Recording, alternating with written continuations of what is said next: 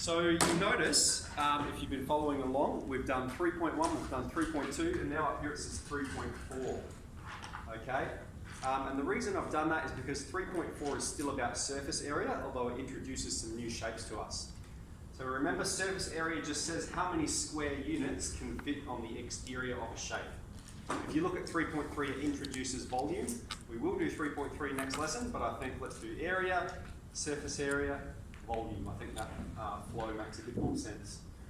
So we've got these formulas on page 129 for basically three shapes it introduces to us: a square-based pyramid, we've got a cone, and a sphere.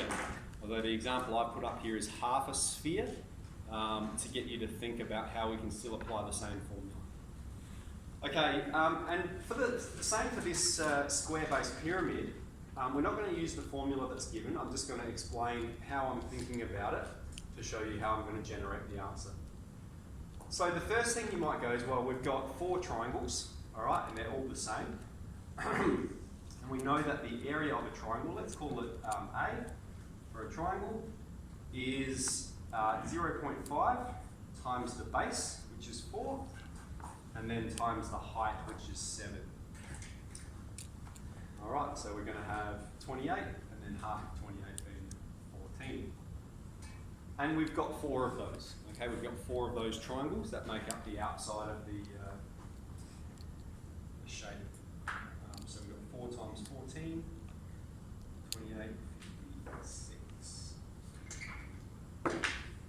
Okay, and then we just have the base, all right, at the bottom, which is a square, and we can call that B for the base.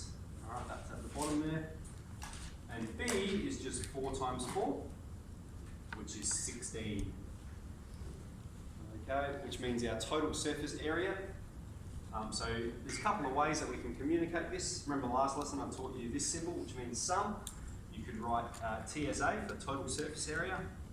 Is just going to be the sum of the four triangles plus the base. So we've got 56 plus 16, 72 meters squared.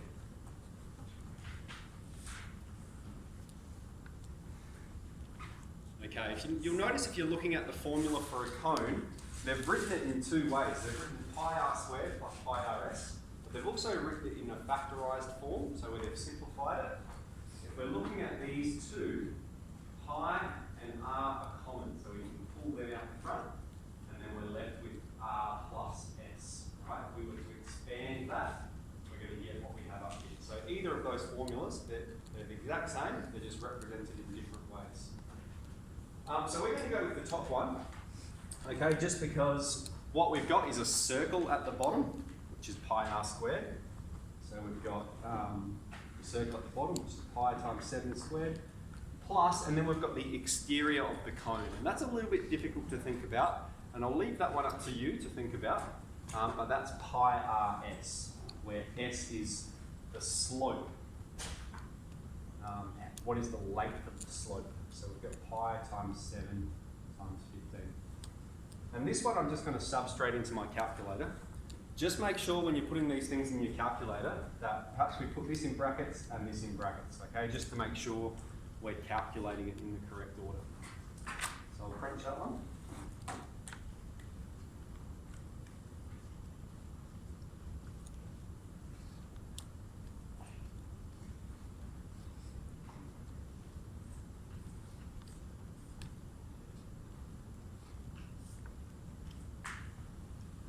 So I've got 154 pi.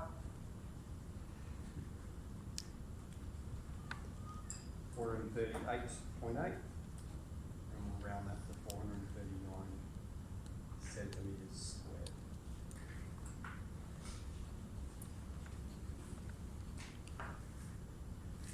Just with brackets in your calculator, it's better to use brackets excessively than to not have enough. Okay, it's better to have more brackets, too many brackets, than to not have enough. Okay, last one, we've got half a sphere. Okay. So the surface area for a whole sphere would be 4 pi r squared, but we've got half a sphere, which means we're going to start with 0.5, so half of 4 pi, and then the radius is 12 squared.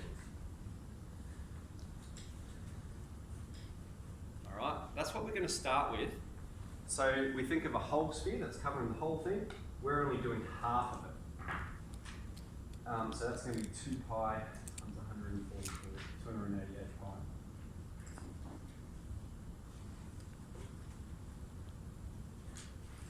pi. And I can round that to 3 significant figures. But before I do that, are we finished? No. What haven't we considered? The bottom seven. Yeah, that's right, the area at the bottom, okay? So if we've got this 4 pi r squared, that would just be for a whole sphere. But what we've done is we've chopped the sphere in half, and so it's accounting for the exterior of the sphere, but it's not accounting for this circle at the bottom, which means we need to add that to it. So we've got, this is the exterior, so I'll just say exterior, and then we've got the bottom, which is just a circle, and it's pi times the radius squared.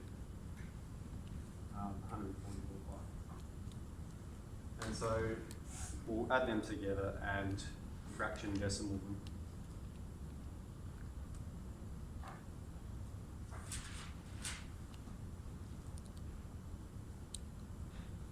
So I've got 432 pi, and that's 1357. And so it's 3 significant figures, 1360 meters. Okay. Are there any questions? Flip? 4p, so the answer was 164 pi. I've got that's 483, not 438. Okay. It's 430. I've got 483 as well. Or maybe I have Yeah, I think I wrote the numbers around the wrong way. Thank you. So 483.8, and so yeah, 484. Any other questions? Okay, fantastic. So we're up to 3.4. We're all going pretty well. I'll come around and see how everyone's going, but let's get into that.